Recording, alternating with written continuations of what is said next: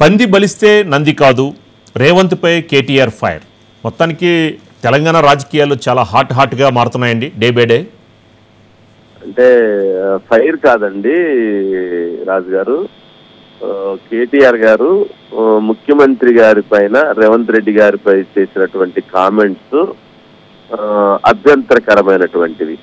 అంటే వారు వాడినటువంటి పదజాలము, భాష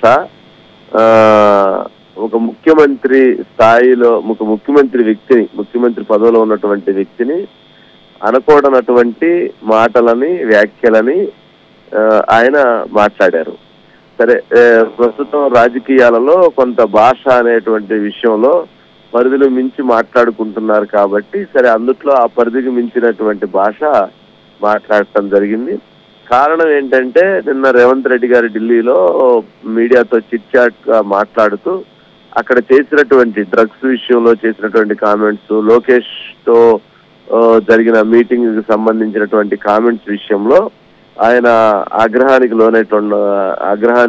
కారణమైనట్లుంది. అందుకని ఆయన తన ఆవేదనని, తన అసంతృప్తిని, తన కోపాన్ని తన పరుష పదజాలంతో తను ఉపయోగించినటువంటి పరిస్థితి. మరి అదే ఇంకొకరు ఎవరన్నా అలాంటి వ్యాఖ్యలు కానీ అలాంటివి కానీ ఉపయోగిస్తే అదే కేటీఆర్ గారికి ఇంకా మరింత కోపం వస్తుంది. కానీ మనం నియంత్రణగా ఉండి అవతల నియంత్రణగా ఉండమని చెప్పటం వేరు. మనం నియంత్రణ లేకుండా అవతలను మీరు నియంత్రించుకొని ఉండాలని చెప్పడం అనేటువంటిది ప్రస్తుతం రాజకీయాల్లో కనిపిస్తున్నటువంటి ఒక దౌర్భాగ్యమైనటువంటి పరిస్థితి అని అనిపిస్తుంది. సరే, ఇది ఒక అంశం. సరే, ఈ రోజు ఆయన చెప్పినటువంటి 3 అంశాల్లో మరొకటి, లోకేష్ గారితో చీకట్లో కేటీఆర్ గారు 3 సార్లు భేటీ అయ్యారు అని చెప్పని రేవంత్ రెడ్డి గారు మాట్లాడారు. దానిపైన ఈరోజు కేటీఆర్ గారు మాట్లాడుతూ, నాకు ఆయన మంచి స్నేహితుడు, ఆయన చదువుకున్నటువంటి వ్యక్తి, ఒక పక్క రాష్ట్ర మంత్రి, ఆయనతో నాకు ఆ చనువు ఉంది, నేను ఆయన్ని కలిస్తే తప్పేంటి అని ప్రశ్నించాడు. అట్లాగే నేను కలవలేదు అన్నాడు. అంటే ఇక్కడ ఒక ఆయన మాట్లాడినటువంటి ఆ వ్యాఖ్యల సారాంశాన్ని చూస్తే ఆయన కలిస్తే తప్పేంటి కానీ కలవలేదని చెప్పటం ద్వారా ఆయన కలిసాడా, కలవలేదా, కలిసి కలవలేదని చెప్తున్నాడా, లేదా కలవకుండా కలిసే అభిప్రాయాన్ని తను వ్యక్తం చేస్తున్నాడా అనేది ఒక కన్ఫ్యూజన్ అయితే క్రియేట్ అయింది తన వ్యాఖ్యల్లో. బట్ కలవలేదు అనే పదం వాడాడు, కానీ కలిస్తే తప్పేంటి అనేటువంటి దాంతో ఆయన కొంత అక్కడ కన్ఫ్యూజన్ క్రియేట్ చేశారు. బట్ ఓవరాల్ గా ఏంటంటే ఆ మాటల యొక్క సారాంశము అలాగా దాన్ని బట్టి చూసినప్పుడు ఆయన కలిసి ఉండొచ్చేమో అని అనిపిస్తూ ఉంది. కలిసి ఉండొచ్చేమో అని ఎందుకు అనిపిస్తుందంటే అక్కడ ఇప్పుడు ఆయన స్నేహితుడు అన్నాడు, పక్క రాష్ట్ర మంత్రి అన్నాడు, మాకు ఒక అనుబంధం ఉందన్నాడు.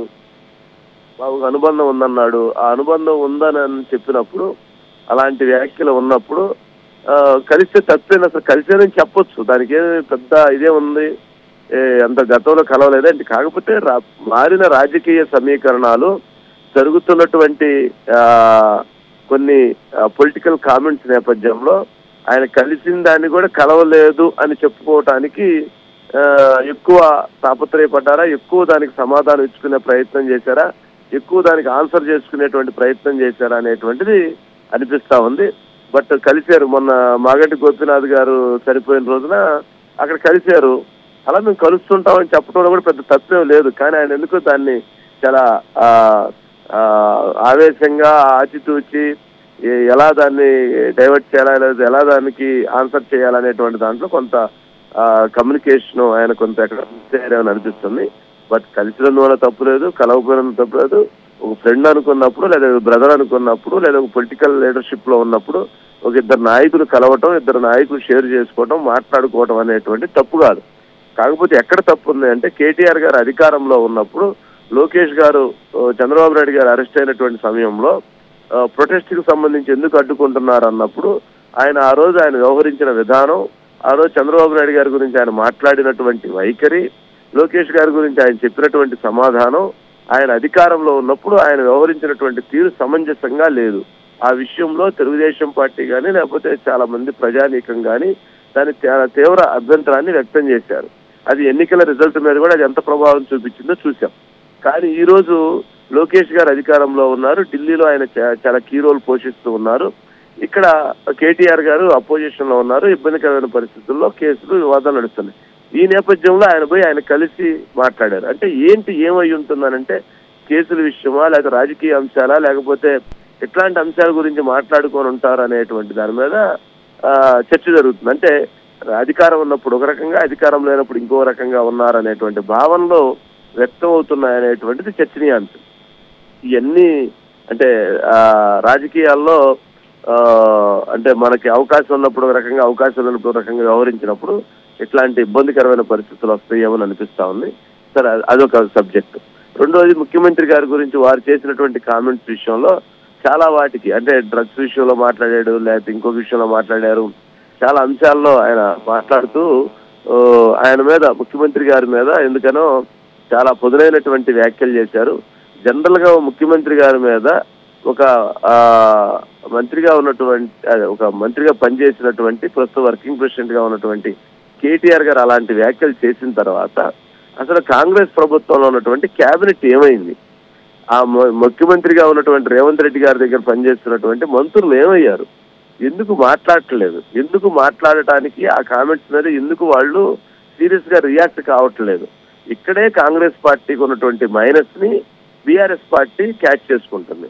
పొలిటికల్ గా కాంగ్రెస్ పార్టీలో సఖ్యత లేకపోవటం, ఐక్యత లేకపోవటం, ముఖ్యమంత్రి గారితో ఆ టీంతో వాళ్ళు బలంగా ఒక లీడర్షిప్ తో లేకపోవటం అనేటువంటిదే ఇప్పుడు కేటీఆర్ గారికి ఒక ఆయుధంగా మారింది. ఆ ఆయుధంగా మారే తను దాన్ని అటాక్ చేస్తున్నారు. గతంలో రాజశేఖర రెడ్డి గారు ఉన్నారు, అలా మాట్లాడితే మిగిలినటువంటి ఆ రోజున మంత్రులు ఎవరు ఉపేక్షించేటువంటి పరిస్థితి. కిరణ్ కుమార్ రెడ్డి గారి మీద మాట్లాడినా కూడా ఒప్పుకోలేదు, రోషి గారి మీద మాట్లాడినా ఒప్పుకోలేదు, చంద్రబాబు మీద మాట్లాడినా ఒప్పుకోలేదు.